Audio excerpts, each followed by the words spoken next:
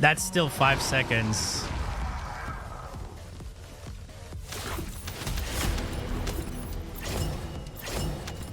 I did 5 million damage up front right now. It's not bad. I know. Oh! Yes! 4 seconds!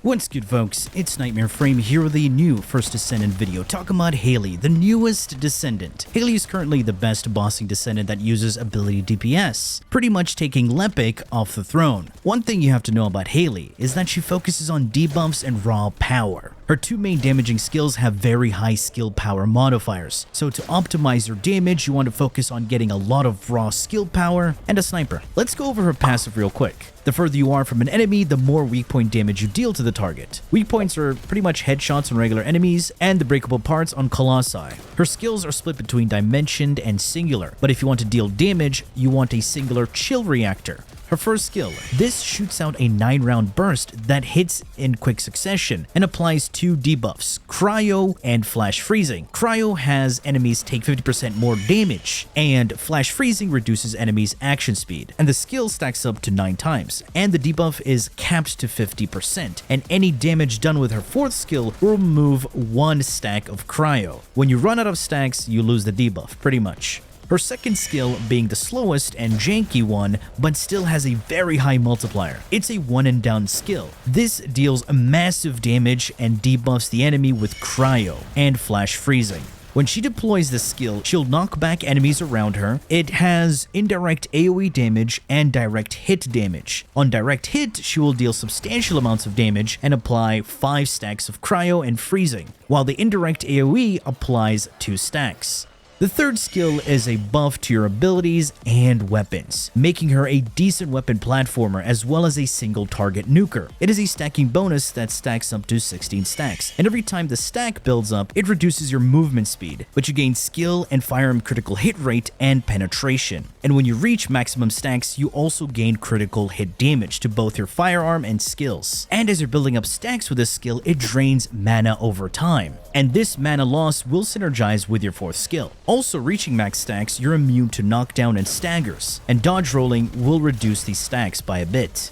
Now the final skill, Zenith, her unique sniper. This is a giga damage ability. This locks you into place, unable to move, but you gain access to the weapon. That does scale off your equipped weapon, so yes, you do need a stat stick to buff its damage. So you need a weapon that has high base damage and paired up with a lot of skill power to get the best damage output. When you shoot with this skill, you will deal 1 to 2 instances of damage. While this skill is active, you can cast your first skill to apply stacks of Cryo. And hitting an enemy's weak point, just hitting it, will refund a portion of mana back to you. So as your third skill drains mana over time, you can replenish your mana by hitting weak points with your fourth skill. And because you want a stat stick, the best in slot stat stick you want is the Piercing Light Sniper. It does sport the highest base damage among snipers, and it's an ultimate weapon, which pairs well with a mounting reactor, so you get even more damage. Now that you got her skills, let's take a look at how I put her together. Alright, here we are in the laboratory to showcase the Hailey build and setup. Since you know how the skills work, let me show you the gameplay loop. First and foremost, you want your third skill to be the first thing that you activate. So when you activate it, you'll see the Cold Fury buff. It encases Hailey in this weird ice form, and you can see it builds up stacks.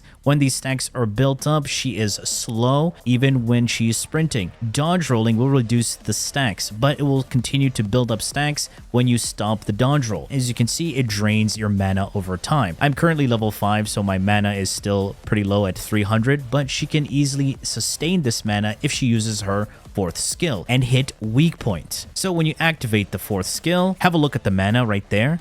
Hit a weak point, which is a headshot. Boom, we get some mana back. Simple as that. Now, of course, for certain bosses, before you start your barrage, you want to activate your second skill.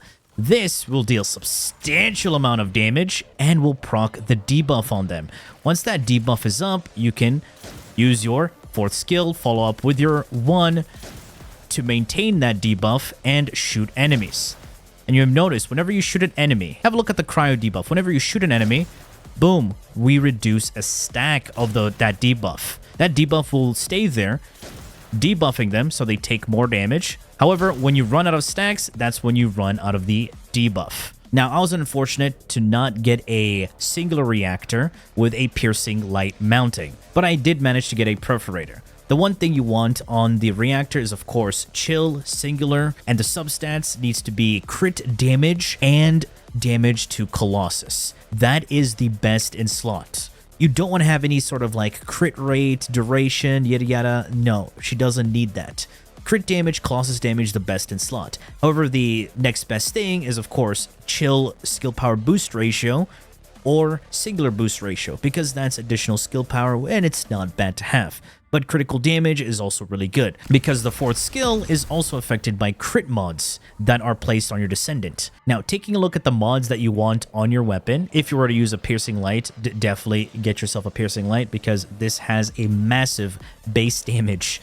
The reactor will be available in 4 days. As you can see right there, chill, singular, with heavy rounds. So let's take a look at the gun mods that you'll be using to boost the damage on her fourth skill. Now, as I said, I am using the perforator since I don't have a piercing light mounting. Now, the mods that you want are definitely weak point damage mods, magazine capacity, because this does increase the bullets on your fourth skill. So originally it has 4 shots, but it can go all the way up to 7, and people said they've gotten 9 shots. So that's pretty interesting. And these are hard-hitting shots. And yes, base damage does affect it as well. It's not a significant increase, but you do notice a bit more damage on there. And of course, elemental damage does affect it as well. The one thing that I noticed that didn't work is crit damage mods, but I could be wrong. All right, taking a look at the components, I am running the Slayer set. What the Slayer set does is that it increases your skill power by 26%. As I said, you want to have as much skill power as possible to further boost your damage. Over here, max HP, main stat defense. Unfortunately, you get max shield, but you want to have that max MP, very important,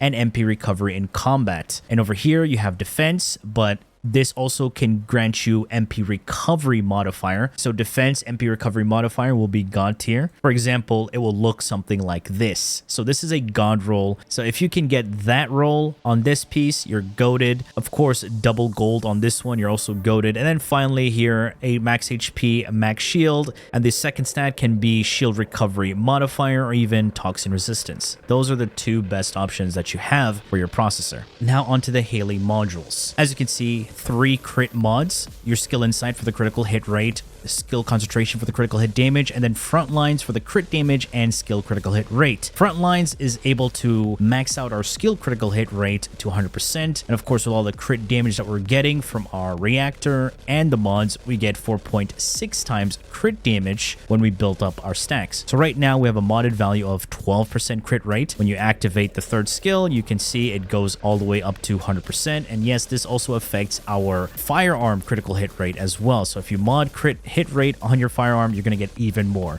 Right there, 100%, 4.6 times, and of course you get that increase in crit damage as well. Now, for all the skill power increases, I do have Chill Specialist for the 81.2% skill power with our Chill skill. Glacial Syncytium, this gives us 10.2 skill power. Spear and Shield, you don't even need to max this, it gives you that 8.1% skill power. So these are your straight up skill power boosts. Now, conditional skill power increases with Dangerous Ambush. Now, on skill attack against an immobilized enemy, so this is when you knock down your Colossi and they're staggered on their knees, you get that 49.8% skill power increase, which is pretty huge. And of course, if they don't see you, you start off with that 24%. In most cases, they're going to see you right away. But yeah, this is a nice boost. The other interesting one that you could use for mobbing and even sometimes bossing is Multi-Talented. Multi-Talented gives that skill cooldown reduction when you use a dimension skill. So you can snapshot one of your dimension skills, which is your first and your third skill, to then give you a cooldown reduction on your fourth skill, so you can bring it up faster. However, if you also don't care too much about the cooldown, you can also have this give you an attribute damage bonus. So when you use a singular skill, it increases all your attribute damage by 30% for 5 seconds. So this is also not bad for DPSing.